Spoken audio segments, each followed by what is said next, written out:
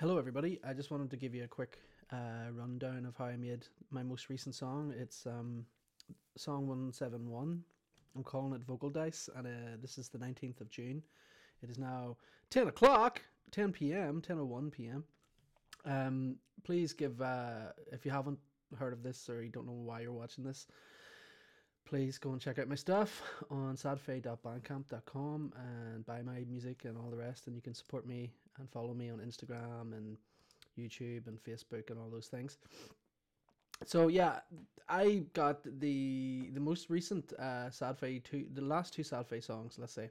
So Vocal Dice from today and yesterday's song Nerd Rush were both using very similar techniques that I picked up from this guy. So please check out this guy, Ned Rush. He makes amazing tutorial videos for how to make really cool, Aphex Twin style beats, Autechre kind of things. Lots of Ableton, like how to his Ableton game is like just kind of unreal, just kind of like on another level. Like he just really knows all this stuff inside out. He's also got tutorials for like Reason and stuff. But it's just like, man, just for me personally, in the last few days, just watching some of his videos, it just has given me a completely new insight into the possibilities with Ableton. So he inspired me, and you should check him out. He's amazing. And yeah, so I made this piece of music yesterday that was based on one of his videos. That was kind of really very. I was pretty much just following exactly what he was doing in his video. And I just kind of updated it a little bit and did a couple of different things and added a few other elements. So I'm going to try and show you vaguely what is going on.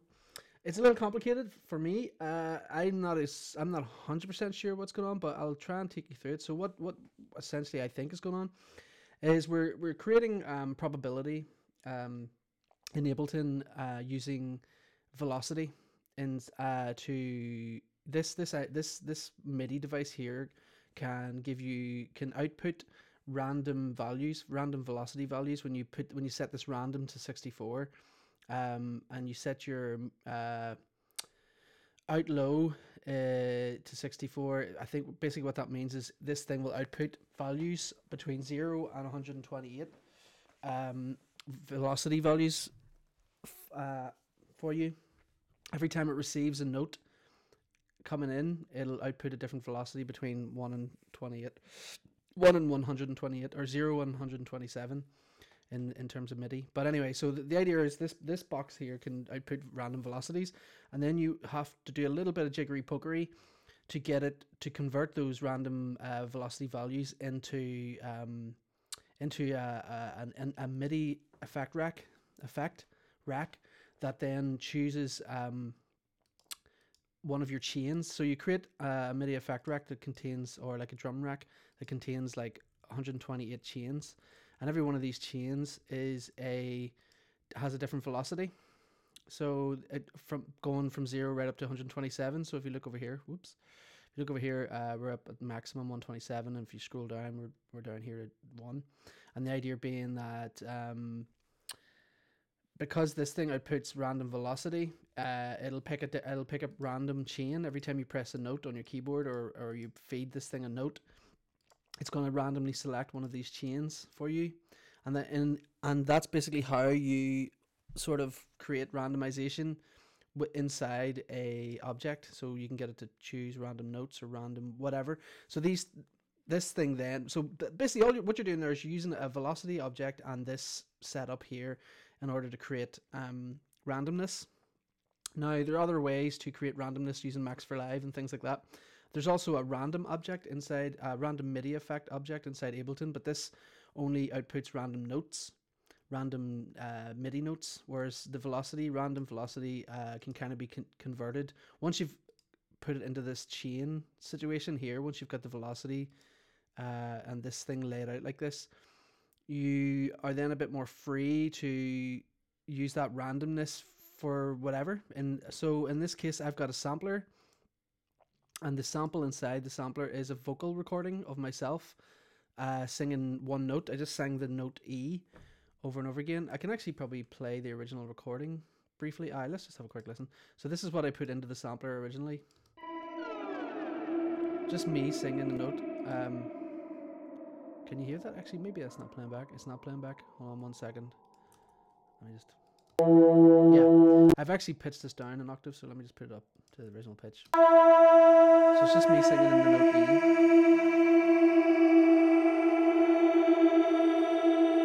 With lots of effects, lots of echo, and also I'm doing different vowel shapes like E, A, I, O, U, and things like that, and different volumes and stuff like fading away and coming in and fading away, just to create this long, droney recording of my voice. And then when I put that into the sampler, so I'll turn that off. When I put that into the sampler, what's happening is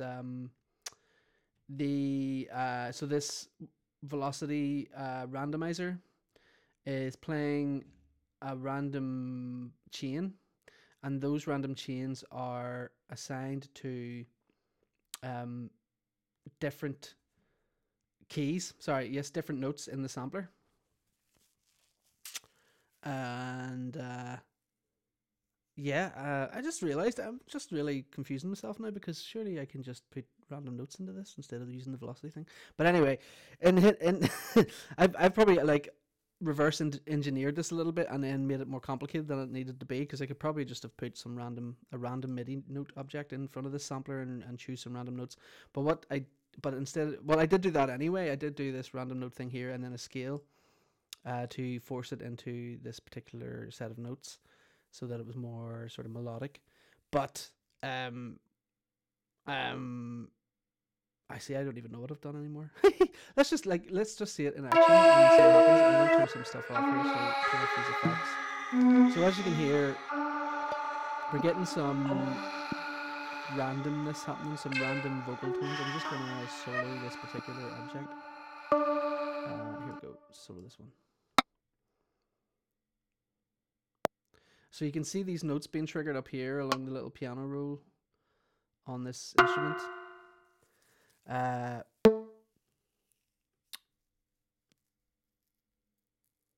So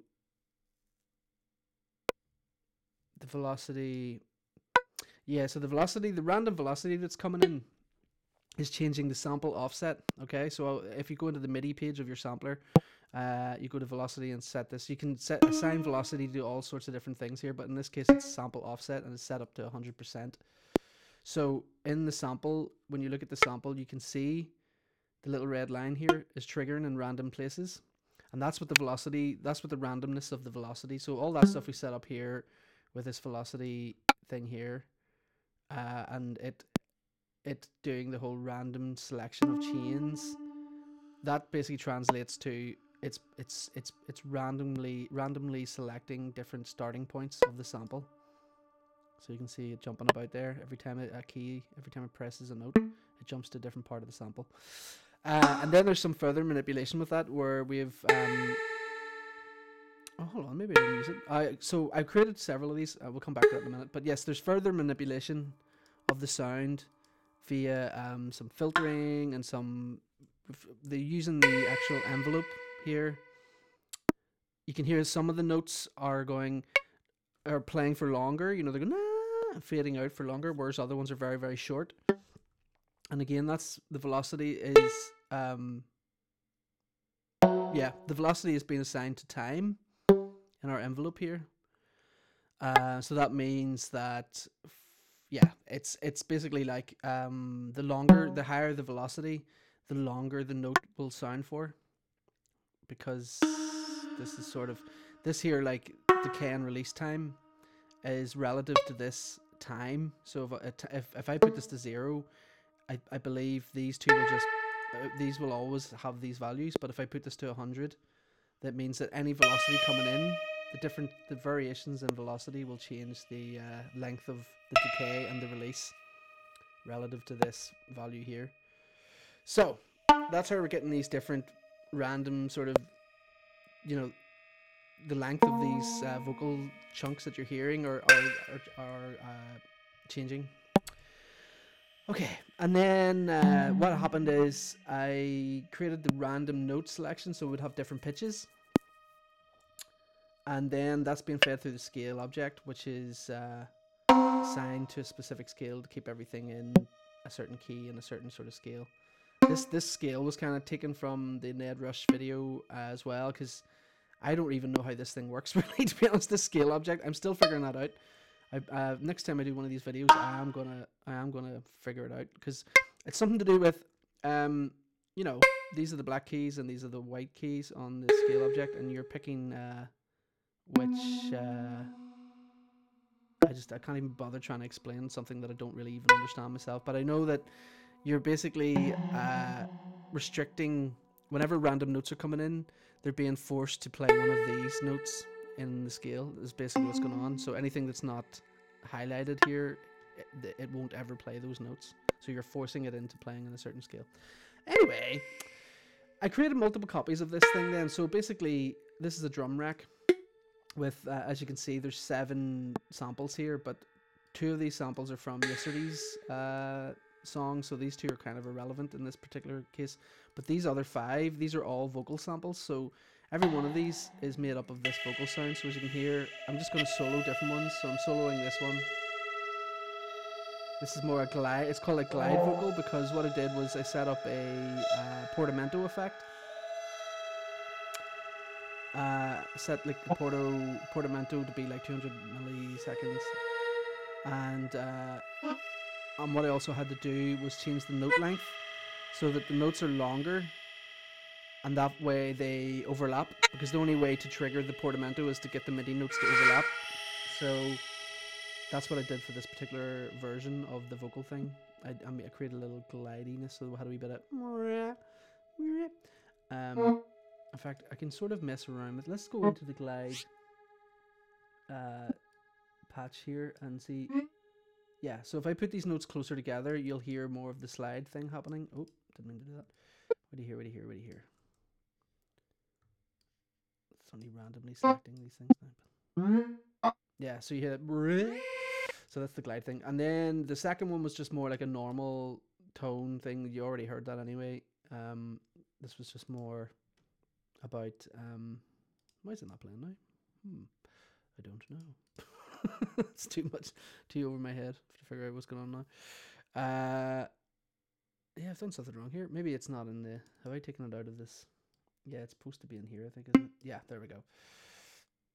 That's what's going on. Yeah, so anyway, that's the first one was a glidey one. The second was more like a sort of short staccato-y one. The third one was more like, I think more, I can't remember what the third one was actually. Let me check. Sort of longer notes, sort of. So the second one was staccato-y, and the third one was more stretched out, more, which I quite like. This as a texture is really fun.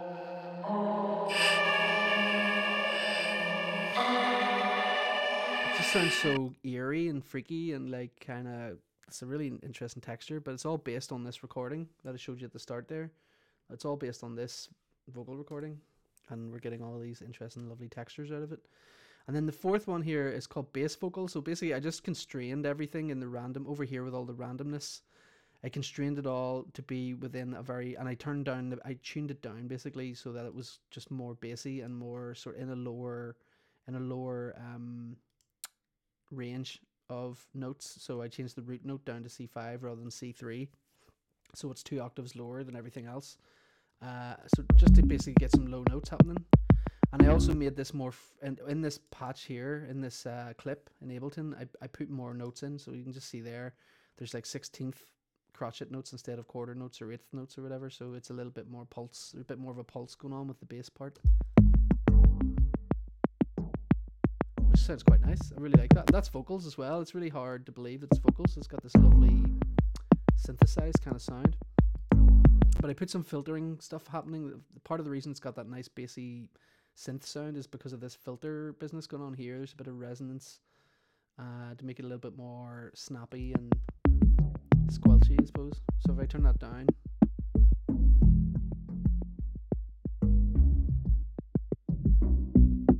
it's kind of fun. But it really does sound like a bass, you know. It really does sound like a sort of electronic bass sound, but it's quite impressive that that's actually a vocal sound. That's been manipulated. Let's see if I can kind of reverse engineer this a bit and make it sound more like the original vocal. I might have to pitch it up. Alright, if I change this filter, maybe. It's very clicky. I think that's because of this thing here. If I turn this off. Maybe not. You can kind of hear it going, bo, bo, bo. You know, you can hear little bits of it being more like a voice. If I turn this off. It's very clicky. I wonder what that clicking is all about. Couldn't really figure that out. Maybe I change this. Ah, there we go. Yeah, the attack just being so short is why it's so clicky. So I'll just change the attack a wee bit. Yeah, it sounds more like a voice now.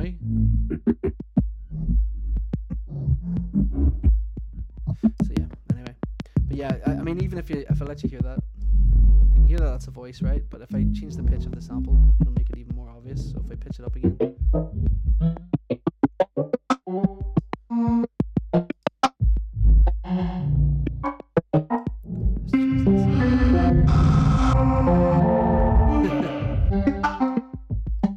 Fun times. Yeah, so that was the sort of bass chunk. I'll just put that back to the pitch. It was back down to C5. And I'll put the filter back the way it was as well. Somewhere around here. It's like quite low with a lot of resonance. And we had this envelope where we had a shorter attack. Okay. Yeah, so that's the bass sort of thing going on. And then I created a snare vocal. It says there's snare vocal, which doesn't come in until here, I think. Just hear this. Yeah.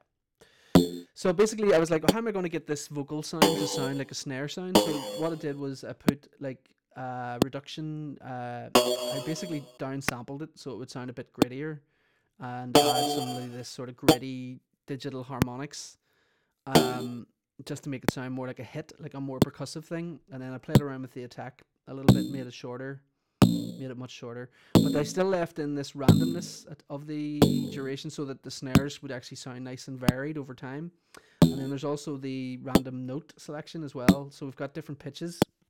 So this snare thing changes pitch over time, and it changes length over time in a random way, just to keep it interesting, just to keep it varied. And then I really compressed the hell out of it. Like, look at the threshold is like minus 36 on this compressor, just to really squeeze the crap out of the snare and make the whole thing quite punchy.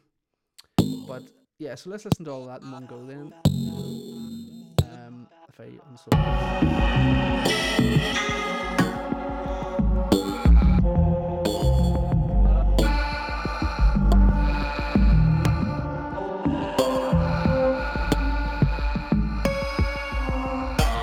Okay, so that's the main thrust of the whole piece. These 5 different vocal elements. Just doing random kind of pitches and random sort of rhythmic things going on, and the textures keep kind of evolving over time and changing randomly, which is quite fun. Keeps the whole thing kind of organic. And then I decided what would be nice if I had a sort of introduction. So the original recording that I did, that I was playing at the start there, this recording here of me just singing with lots of effects on my voice, that original recording, I thought it'd be nice to start the song with that recording, just as a sort of intro thing. And then I wanted to like put that through loads of effects. So what I did is I have this thing here, you can hear it. And what I did was I put it through an effect channel here, which is made up of a few different delays basically. So there's an echo, there's 2 simple delays, there's another echo, there's a filter, there's another echo, and there's a limiter. So these little simple delays, what I wanted to do was create this, like, it's a thing I've heard Autechre doing in some of the early 90s stuff. Like on their album LP5, there's a track, I can't remember the name of it, but it has this thing where they're playing around with like tiny short delay times, and then modulating the length of the delay in order to get these really fine, small little glitchy sort of sounds, which are really fun. So I was basically trying to do that, and I'll let you hear a sort of second of what I'm trying to achieve here. There, you can hear it there. So what's happening is, if you look at the little delay times here, they're moving by themselves, because they're being controlled by this. Now this channel here is called lots of LFOs, because inside there are 7 LFOs, and these are all controlling those little delay times. So you can see there it says like R delay, R time delay, L time delay, feedback, L time delay, L time, dry wet, reverb. So these 2 at the end are doing stuff with dry wet on a reverb effect. But the rest of these other 5 are all to control these little different parameters of these delays. So I'm getting these little fine details of you can hear all this kind of pitch shifting kind of stuff going on with the delays, all these little granular things happening.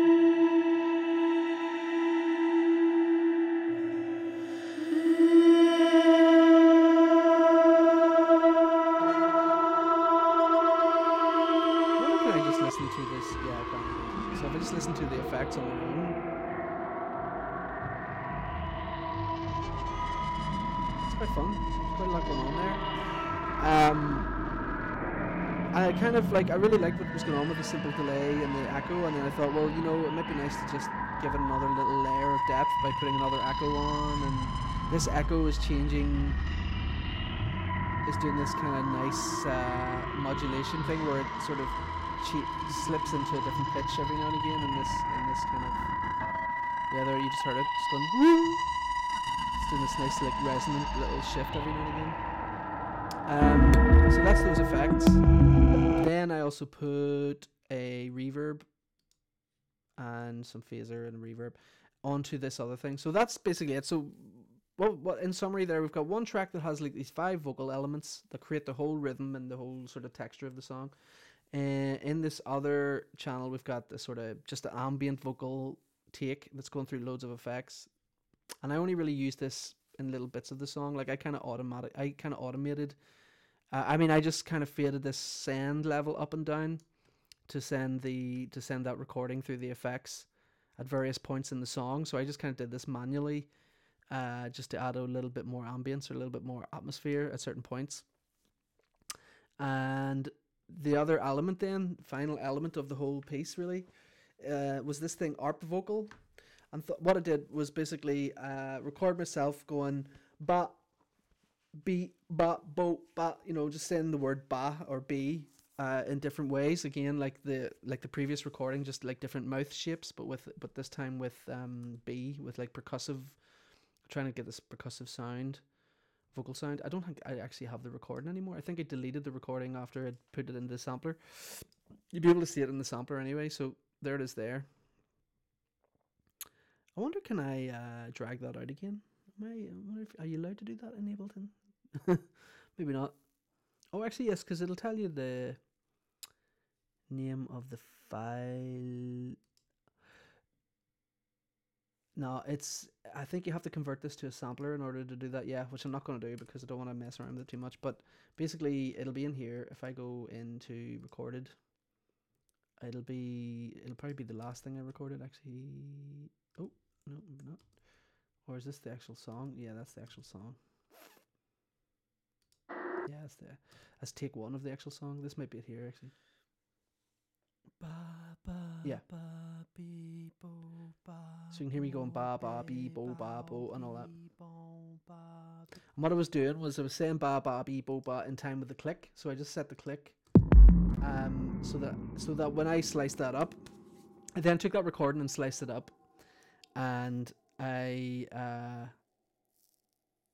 just sliced it up. As you can see, see the way this is highlighting all the different slices. But the idea was that it would be easier to slice it up if I was doing my ba, be, bo, ba in time with the click, because then I can just take the actual recording and say slice to quarter notes or eighth notes.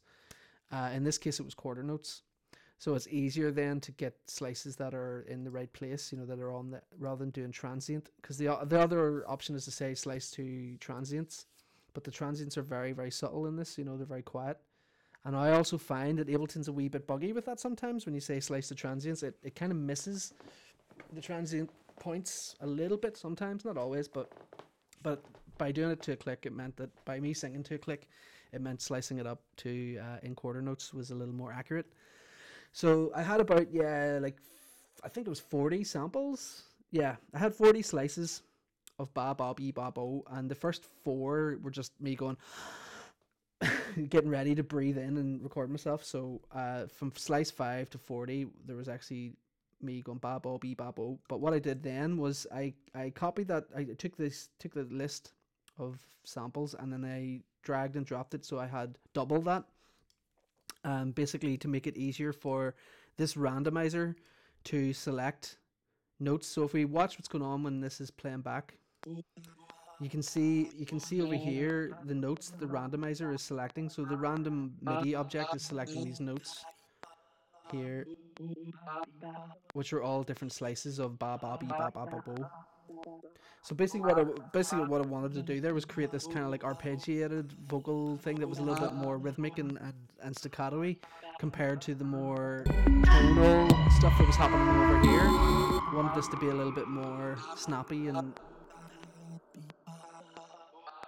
which I thought was kind of a nice wee texture. But then what I did was, obviously, as I always do, apply tons of effects to it. So I put some auto-tune on it, which is like, by the way, if you ever want a free auto-tune, this is the one to go for. Auto Pitch. It works really well, and it's free. These guys give you this stuff for free, but then they ask you to upgrade in order to get this little reminder to go away. But the whole ream of effects these guys do, they're called Melda Productions. There's a whole bunch of stuff I downloaded. I went looking for something that was like an auto-tune plugin that would be cheap or free. And I found this company, Melda Productions, and actually, as part of the download, you had to you couldn't just download this on its own. You had to take all these other effects. But I was kind of like, oh, I don't really want all the other stuff. But actually, all the other stuff's brilliant as well. There's heaps of really, really great stuff in there. There's like there's vibratos and tremolos and saturator, all sorts of stuff. Like there's tons of stuff in there. Like there's about 40 or 50 plugins, and they're all completely free. So yeah, just a wee tip if you ever want like a cheap alternative to autotune. So yeah, I didn't really, the autotune thing didn't really come in that useful. Like it's doing some work there. You can hear you can see that it's pitching. So it's kind of just adding a slightly digital, pitch bendy, detuned quality to the sound. But it's quite subtle, so fair enough. And then I just EQ'd the hell out of it. And then a few filters. I put 3 filters on there, didn't I? Yeah. So there's a sort of band notch filter and high pass, low pass. Fucking hell. This is a low pass filter. This is a high pass filter, and they're all doing their LFO thing basically. So they're all using a sine wave LFO to sweep through their filter, through the EQ range, and it's because there's 3 of them, and they've set them all at different rates. 30.3 hertz here, 0.18 and 0.44. They're doing a nice kind of washy comb filtery thing going on there, and then there's some reverb, and this is where one of the LFOs comes in, because one of the LFOs is automating this reverb, dry wet, which creates a nice thing of it kind of coming in and out of reverb randomly, as you'll hear. But then I did a second reverb over here, as you can see. Send B is also being automated, and it's going into this reverb over here, which is a lot longer. But it's just a different flavor, really. It's just like one of them is just going off and on. Like the reverb just stops dead whenever it comes into the dry, whereas the other one, the tail carries on because the reverb send is going up and down rather than the actual on and off of the reverb, if that makes sense. So the reverb tail still carries on even though the value goes up and down. Value's going, yeah. Does that make any sense? I don't know. Hopefully. So you can hear there, there's basically 2 reverbs going on. There's one that's a lot more staccato and short, it's just going off and on, and there's another one that's much, much longer, and it's kind of being, the signal's being sent to it randomly.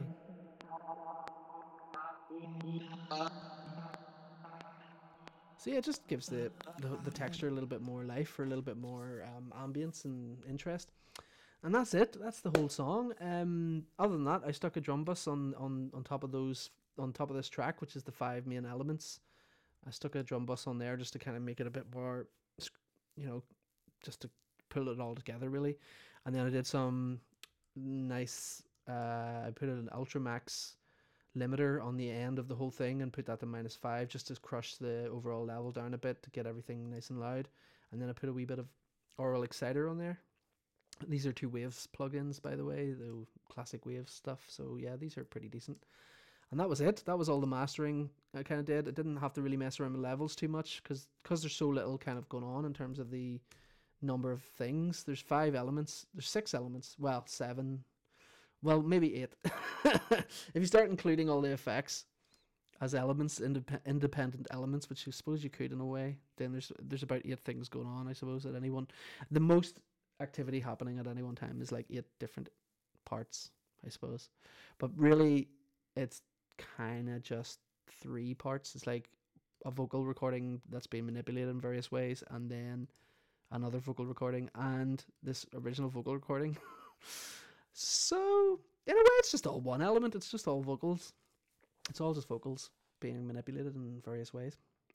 But that's it. That's again, big thanks to Ned Rush for inspiring me with his lovely YouTube tutorials. And thank you very much for checking this out. And yeah, hope you enjoy it. Hope you enjoyed this music, and I hope you enjoyed this video. I don't know if it was in any way useful at all. Please let me know. Or if it was completely baffling and you didn't have a clue what the hell I was blabbing on about, then please also let me know, because I don't know. I don't know how good I am at explaining any of this stuff. I feel like I'm not very good, and I'm just rambling, like right now. But hopefully somebody gets something out of it. Okay. I think that's enough for now. Yeah.